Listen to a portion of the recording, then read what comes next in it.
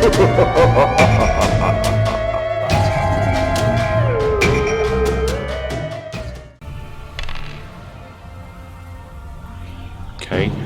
ooh, lightning.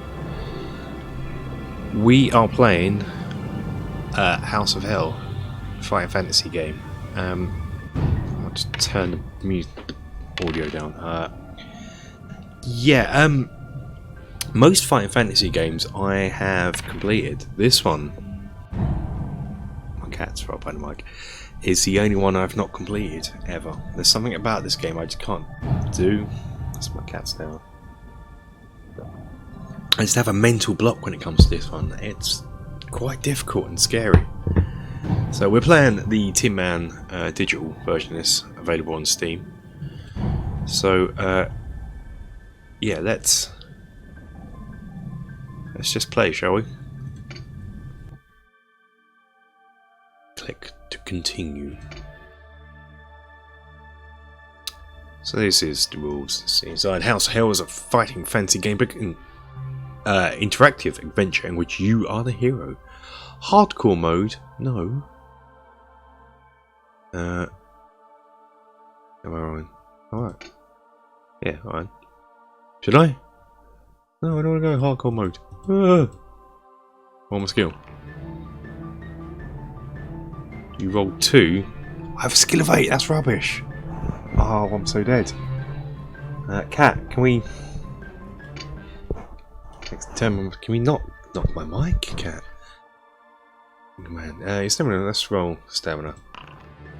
Be good. Okay. I'm not going to win any fights, but I'm going to take a good beat in luck. That's right for luck. My fear. Oh yeah, I forgot about this. Roll 1 die at 16 to me fear. How brave am I? 10. Dice keep going off the screen. Good luck. I would like in these games a narrator. That'd be wicked. Because now we have to put over my rubbish voice. What's that? Ooh. The rain spatters the windscreen relentlessly. You can see no more than a watery gloom as you string forwards over the steering wheel to see the road ahead. Cheers, Cat. Although the wipers flap valiantly, they are fighting a losing battle. The rain drives harder and harder. Your foot eases off the accelerator. The headlights struggle to light up the road. Damn, you curse, the white-haired old man who sent you off along this bumpy track. I remember that. Probably he meant the second turning on the left, or even the right turning, the old fool. Perhaps this is his idea of a joke. After all, didn't you notice a mischievous glint in his eye? Something vaguely sinister? What sort of nonsense is this? If you've taken a wrong turn and got caught in the downpour in the night, the rain will soon ease off. You can't possibly keep up with this deluge for long. And then you'll be able to watch out, I'm sure. And the proper narrator could do that much more dramatically. You spin the wheel frantically to the left to avoid the figure who, from nowhere, shows up in the headlights. The car bumps and jolts and bounces over the rocky roadside and thumps into a ditch. You collect your thoughts. You're unhurt, but shaken. You remember what has happened. The body. You must have hit the figure that appeared. There is no way you could have avoided him. You spring out the car, praying that he's still alive. Your clothes soak up the rain as you hobble back to the road. In the darkness, difficult to see anything, but there is no sign of the body. You consider your situation. You're certain that it was someone and not a trick of the light. Yes. You can remember the arms being held out in fright as your car collided, and the look of anguish on his face. His face. There was something familiar about that face. A young man you recognise, an old man with white hair. Your heart leaps. No, impossible. With a shiver of fear, you race back to the car, jump inside and force the key into the ignition and twist violently. The starter coughs, splutters and dies. You hit the key again. This time a single shudder is all the engine can manage. You grip the wheel with your hand and shake it desperately as if to force some life into the car, but the battery is dead. Your car is certainly not budging from the ditch tonight. Oh. I'm sorry, that's it. Brilliant. Cat, no. anti-cat device.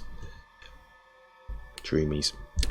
The situation's helpless. Now the plight of your car is paramount. Where can you get help? You passed the garage at Mingleford, but that was some 20 miles away. As if an answer, a light appears in the distance. Someone switched on the bedroom light. What a stroke of luck. It was at least 15 miles back to the way you passed the last house, and you happen to have broken down just a short distance from someone's home. You button up your coat, open the door, and from outside the car you can see the building more clearly. Just ahead on the left, the drive winds up to a large house. It's a good 5 minutes walk away. By the time you reach it, you will be drenched. But how else can you call the garage? You can't afford to miss tomorrow's appointment. No, you must go. Anyway, you'll probably be able to dry off inside, phoning the garage. You slam the door, turn up your collar, and set off for the house. A flash of lightning lights it up clearly for you, but in your preoccupation with the rain, the warning from above is wasted on you. The house is old, very old, and in a shocking state of repair. The light in the window is flickering, most likely an oil lamp, certainly not electric.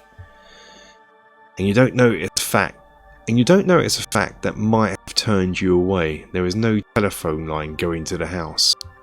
As you climb the steps of the front door, little do you realise that what fate has in store for you. Tomorrow's going to be a night to remember. Now turn over. As for fantasy fight games, normally in some sort of fantasy world, maybe a sci-fi one, but this was set in a modern time, or modern when it was released, early 80s. So it's quite interesting, and it's just a pure spooky horror game. Ooh, look at that house. I believe you can have the options font style fantasy retro, so you can have it looking pretty much like the original pictures, which is quite nice. But I actually don't mind the modern interpretation of it. I think I might flip over every time there is a picture. Font style fancy, serif. Oh no, dyslexic. I think I need that.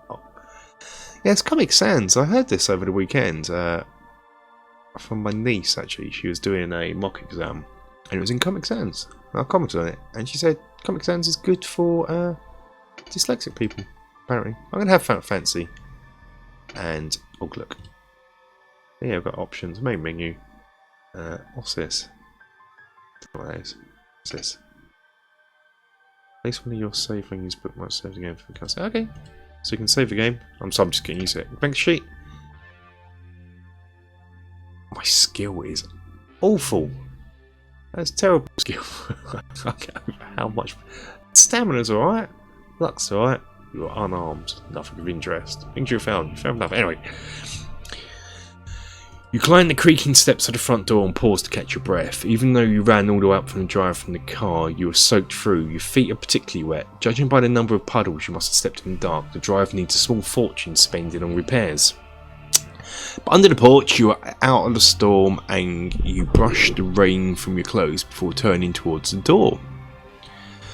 The rain is pelting down, but an eerie silence hangs in the air. Hang on, lost the game then. Pelting down, an eerie silence hangs in the air. No lights are on downstairs. You step back off the porch, check upstairs window to which attracted your attention earlier. Nothing, no lights. The whole place seems to be deserted. Even though you remember the time, 5 minutes to midnight, everyone in the house probably gone to bed. Even then you remember. Sorry, I'm sort of reading ahead and trying to read down below, and my cat's going to go. See you later, Hobbs. Oh. Yeah, he just pushed all the books off as well. Cats. An owl hoots in the distance and a shiver runs up your spine. The situation is a little scary. Here you are in the middle of nowhere at some strange rundown house about to wake up whoever lives inside. Midnight. Ugh. They certainly won't be too pleased, but you have no choice if you're going to make your appointment tomorrow. I'm hoping this is a good appointment tomorrow we're going to. You must reach a telephone to call for help. You step up to the front door. From the left side of the house, a dull glow catches your eye. A light has been turned on. You breathe a sigh of relief. At least someone is awake. You consider your options. There is an elaborate knocker in the middle of the door. A bell pull hanging down to the right. We rap on the door of the knocker. Turn to 357. These are page sections, but we don't have to worry too much. You pull the cord. 275. Alternately, you can creep around how and investigate. Let's creep around. I'm gonna creep around. I want to make sure everything's cool. You walk from the porch round to the side of the house. A light is indeed on and it's shining through a window at the back of the building. If you want to go around and see if you see anything at this window, or you can walk up to one of the windows along the side wall and see whether you can enter the house without anyone knowing. No, let's have a look in first. Yeah, let's go out, just have a look at it in its original. I'll move this. That's what it looks like originally.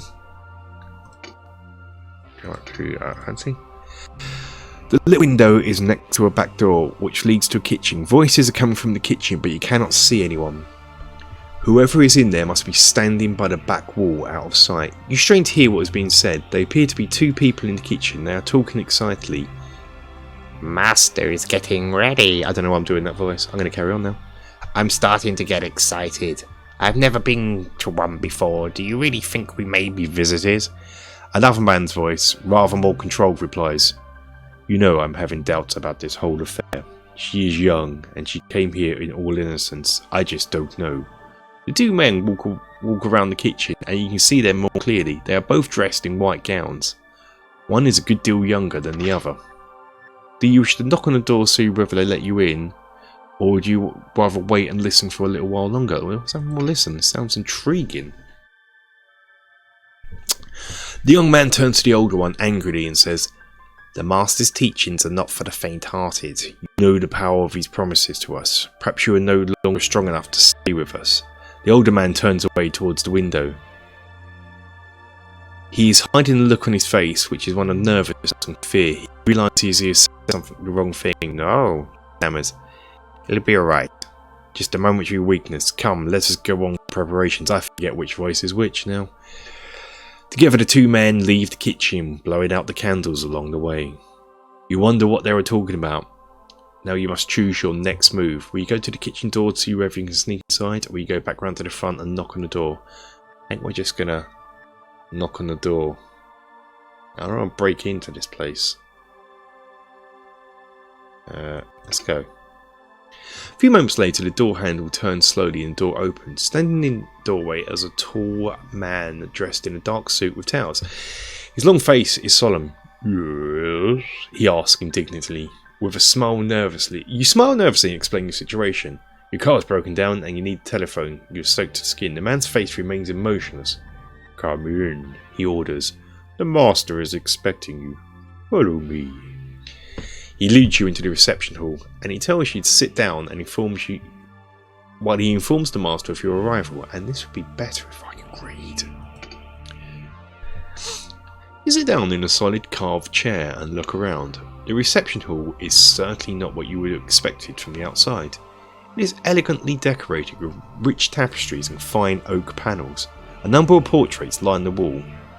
A sturdy 16th century table is set against one wall.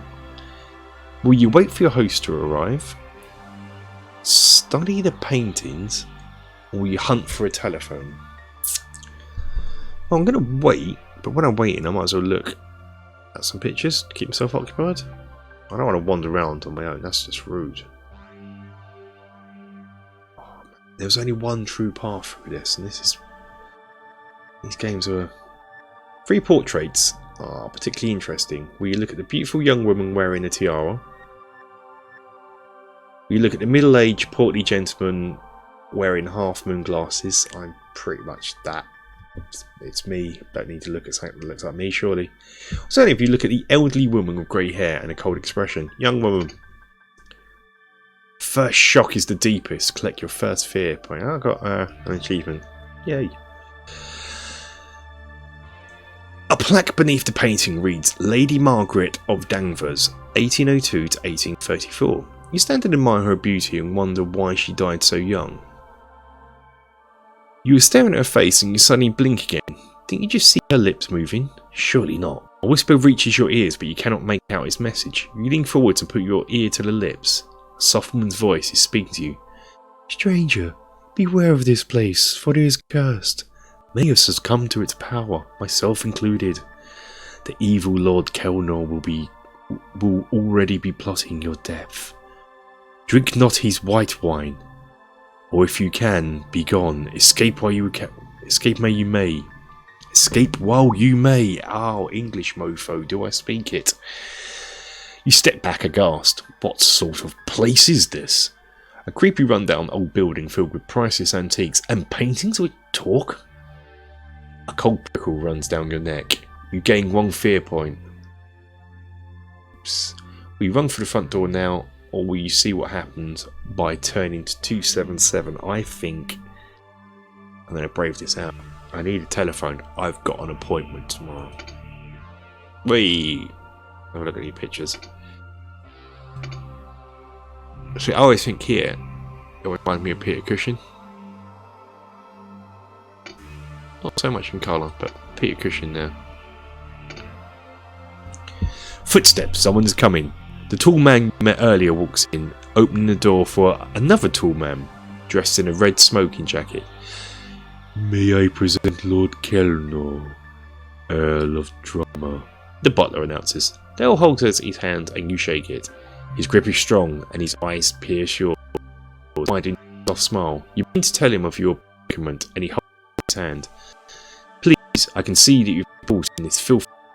Let's sit down by the fire and we will see where we can help. Franklin, tell the cook to prepare some food for our visitor. You protest that you do not wish to be any trouble. Your host ignores you and leads you into a drawing room where the fire is burning. You take off your coat and sit down. The heat of the fire makes you feel comfortable once more. Franklin returns with 2 glasses of brandy. Will you relax, take the brandy and ask if you can use the telephone, or will you wait and see what he asks you by turning to... Ooh. Now, spooky ghost painting. I wish I could have looked at the others, but I only had time to look at one. The others might have told us more. It said not to drink the white wine. Brandy fine? I feel I'm not going to drink anything, so let's wait and see. Hang on. Wait and see. Your host is a little annoyed by your nervousness. Come, come, he says, there's no need to be afraid. Has your little accent caused you to lose your nerve? Drink your brandy, and soon you'll forget your fears. As you watch him, your mind begins to play tricks on you. Is he expressing one of genuine concern for your welfare? Or is there a hint of something secretive in his eyes? And smile? You shiver. And your fear of the situation is evident. You gain 1 fear point. That's 2 in short succession. A short while later, Franklin appears. Your meal is served, sir, he says to the Earl. You both rise and go through to the dining room. Perhaps I should have drunk. The dining room looks magnificent. A long table stretches between 2 fine chairs laid with gleaming silver cutlery. A rich red wallpaper covers the walls and the room is lit by a sparkling chandelier, bristling with candles which hangs from the ceiling. You take your seat and the butler moves behind you to offer you wine. Which wine would you like to drink? Oh yeah. Shall I have the white wine? Or shall we have the red wine? I think we're gonna have the red wine. The wine is impeccable, a fine vintage. Soup follows, and then you may choose between 2 dishes for your main course. If you like the lamb, if you prefer the duck, I don't know if you can tell your host that you've already eaten and you're not hungry. Is that going to be rude? I'm sure one of the other paintings, if we could have had a look at all of them, may have told me this. I don't know.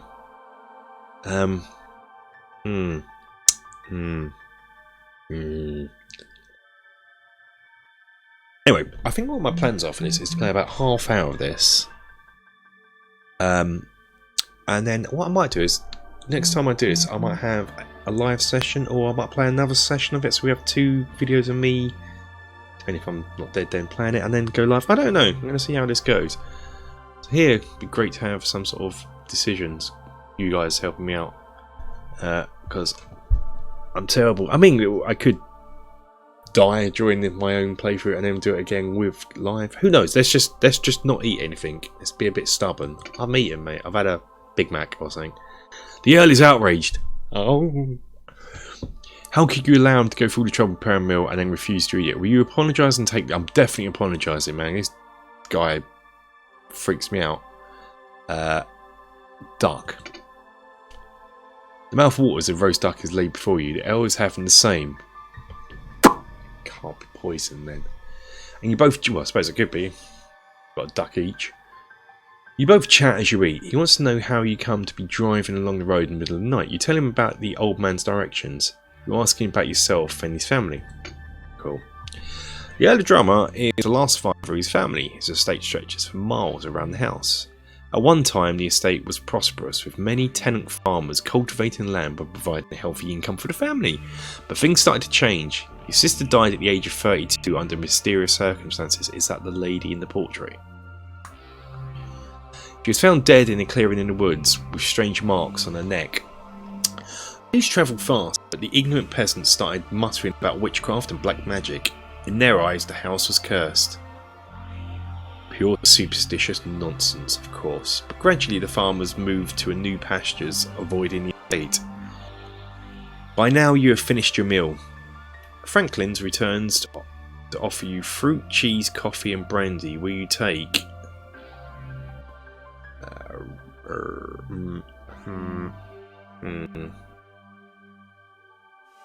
Will you take, anyway, fruit, coffee, brandy, cheese, coffee and brandy, just cheese and coffee? I want cheese. I want cheese. No, I'm having cheese for dinner. I'm making some mac and cheese tonight. I'm gonna have fruit, coffee and brandy. Franklin brings them to you and you finish off your meal. Well, my friend, says the Earl, you must be quite tired. It's past midnight. Franklin's will show you to your room. What? No, I just want a telephone. You thank him for following the butler out to the dining room. This way, if you please, he says, as he leads you to a magnificently wide staircase with carved wooden banisters. A landing at the top leads to various different rooms, each with a name plaque on the door. He takes you to one which reads Erasmus Room? Erasmus Room? Erasmus Room. Erasmus Room. Just my cat making a noise in the background. Freaked me out. I'm already freaked out. I'm already on edge. Creeping around this spooky house. And opens the door, wishing a good night's sleep. 10 to 5. The bedroom has been prepared for you. The room is not large, but a huge mirror appears to double its size. Crisp white sheets have been folded on the back. Back on the bed. A warm fire burns in the fireplace. The door closes and the butler leaves the room, and you walk over to the fire. Your situation is a little worrying. If you don't get going quickly, you will never make your appointment. This appointment. I love this. I don't know what this appointment is. Do we ever find out what this appointment is? But if it is true that there is no phone you can use, what else can you do? Maybe you should just hang your wet clothes in front of the fire and climb into bed? Or would you rather leave the room? I don't really want to creep round a spooky room by myself.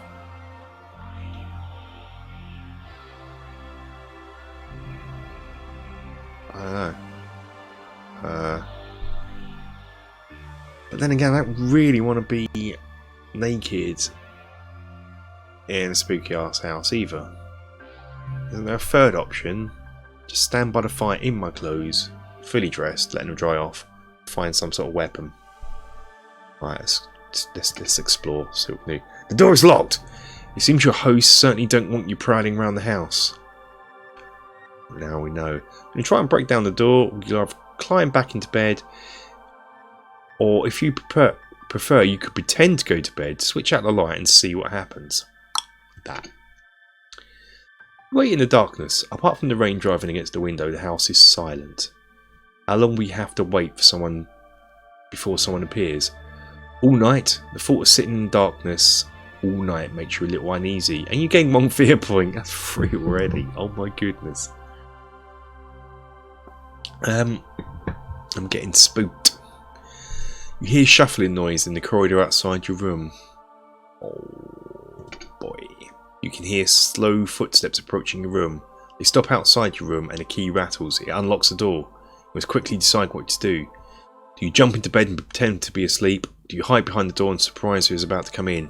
Definitely that. Oi, it's Hunchback. Have a look at it in his original. So as I said, the art, what they've done to it is actually quite cool. I appreciate that. It's quite modern, coloured, but in keeping with how it looked before. And my cat keeps making noise behind me. It's freaking me out. The door opens slowly and a man shuffles into the room carrying a glass container in a clear liquid. He appears to be bent double and his movements are slow. As he gets near to the bed, you realise he will soon notice you are not there. Do you want to nip out the room quickly and lock the door behind you? Yes, I do! You want to leap on the man and attack him? No, I don't. You're on a landing overlooking the entrance hall. To your right is a passage, ends a door. To your right, the passageway ends at a door. To the left, the landing turns right past a couple of doors. Do you wish to turn to the right? Or you prefer to follow the landing round to the left? Ooh, I should be mapping this really, shouldn't I? Darn it. Okay, this music's really spooky. It's creeping me out, man. It is creeping me out. What do I want to do? I want to turn the lights on. Well, creepy. My camera seems to have moved. I don't know. Is that better? Yeah, that's better. I want to turn the lights on. That's what I want to do. Creepy. I said I'll play for the first half hour and then do it in multiple parts. Either do a big stint, or if anyone's I just want to see if people are interested in going live for this. Even if it's just a couple of people, just have a bit of fun. And then go right. Yeah, ghost.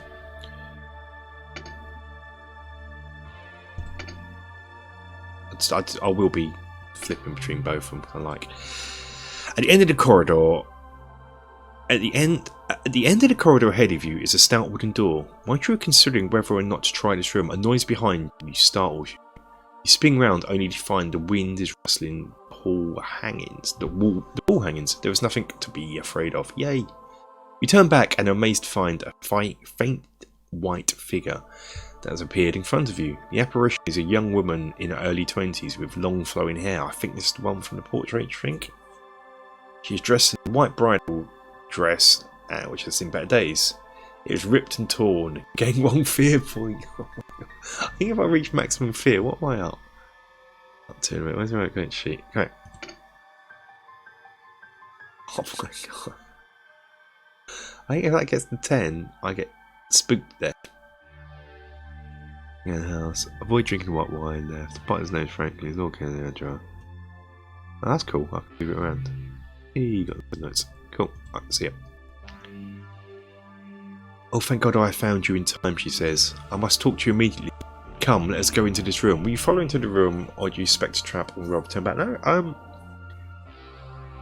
I know it's a spooky ghost, but I believe this is a good thing. Let's go in. Trust Casper. Have faith in the ghost. Yay! Another achievement. To enter the room, she passes right through the door. You, of course, must use the more traditional method. You turn the handle and walk into the Apollyon room. I really should be mapping this, shouldn't I? It's an elegant room. Fine floor-length curtains hang along the wall, and an enormous bed with lace coverings is against the other wall. On the opposite stands a beautiful dressing table with a huge mirror. The woman hovers in the centre of the room and bids you to sit at the bed. Your coming here has been no accident, she starts. I must warn you of terrible dangers you will face here. The house is ruled by the Master, a powerful black priest of the night named Kelnor, Earl of Drummer. I would guess that you are to be offered to the demons of Hellfire. Good. If you survive that long. Yesterday they trapped a girl, pretty young district nurse who happened to call. She is to be offered tonight.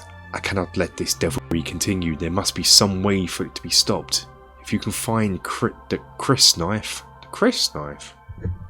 Chris has got a knife. You might be able to defeat Kelnor.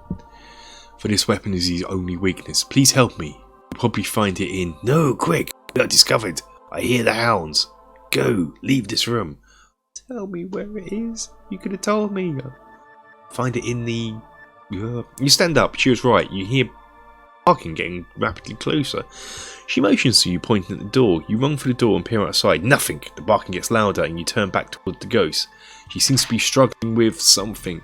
She is involved with a fight with two huge ghostly Great Danes which are snapping and clawing at her. You take a step forward, but it's hopeless. You cannot touch the beast.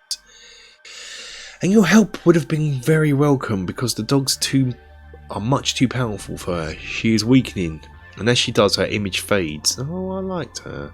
Moments later, she disappears completely. Satisfied your job has been done, the two Great Danes disappear. Satisfied their job has been done. The Great Danes disappear also. You're alone. What will you do? Do you want to help her as you asked? Yeah, we gotta help. We gotta fight the evils. Let's do it. You consider your best plan and you walk down the passageway. You turn right along the landing. Two doors are to your left.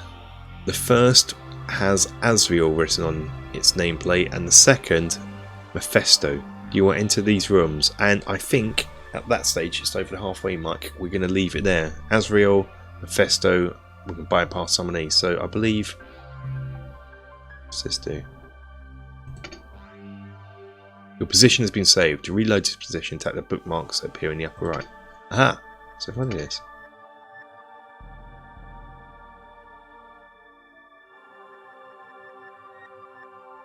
I think I've done that, haven't I? Position has been saved. Let's just experiment. Oh yeah, I've got two of them now.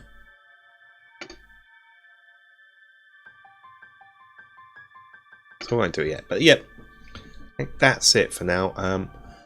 Yeah, so we'll leave it there. I'll upload this. I'll either... So if people are interested, leave something in the comments if you're interested in going live for this. If not, and you just want to play along, perhaps you pick something in the comments and I'll do it. Either way, I might do it live. So I might actually try and get this edited and uploaded sooner rather than later then. Spooky. Anyway. That's it. Thanks for watching this section. I'm going to carry on with this soon. Until then, until I plan whatever, have fun, take care. But yeah, leave something in the comments if you want to go live. Perhaps put a suggestion there for even if we go live and you can't make the live one, which way I should go, Azrael or Fisto. Yeah, thanks for watching guys. See you later.